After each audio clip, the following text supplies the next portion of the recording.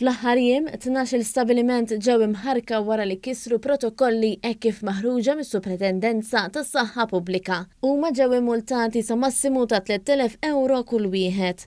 Riċentament uffiċjali tal-Awtorità Maltija għat-Turiżmu wettqu 500 spezzjoni f'diversi stabilimenti u anke f'postijiet fejn jiġu organizzati t-tiġijiet. Dwar dan, One News tkellem mal-kap eżekuttiv tal-MTA Johan Buttigieg. Ovvjament sibna li daw ma kinux qed jimxu mal-kondizzjonijiet tal-liċenzja rispettiva.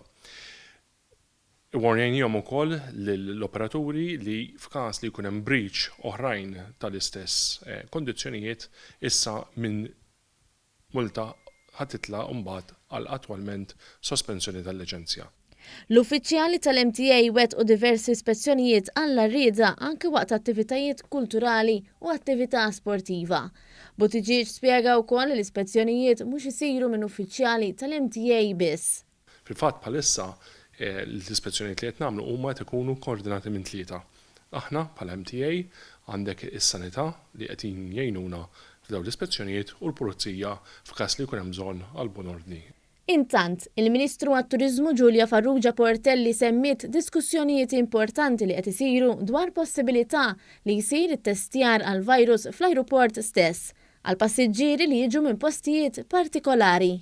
Hawnhekk sostniet l-importanza ta' dawn il-miżuri ta' prekawzjoni li jserħu moħħ kull min jinsab f'pajjiżna. Fosthom ir-rata qawwija ta' testijiet għal COVID-19. Il-fatt li l-figuri jkunu għoljin mhix xi ħaġa li wieħed jinkwieta fuqha, anzi aħjar għaliex aktar massib aktar tista' tagħmel iżolamenti u dan tagħti serħan il-moħħ mhux biss lil barranin imma wkoll il-Maltin li jgħixu hawnhekk. Qed inħarsu lejn sitwazzjoni fejn aħna flimkien mad-Deputat Prim Ministru kif diġà ħabbarna fis-sigħat li għaddew se naraw minn liema pajjiżi se nibdew nintroduċu possibilment testing anke fl-ajruport.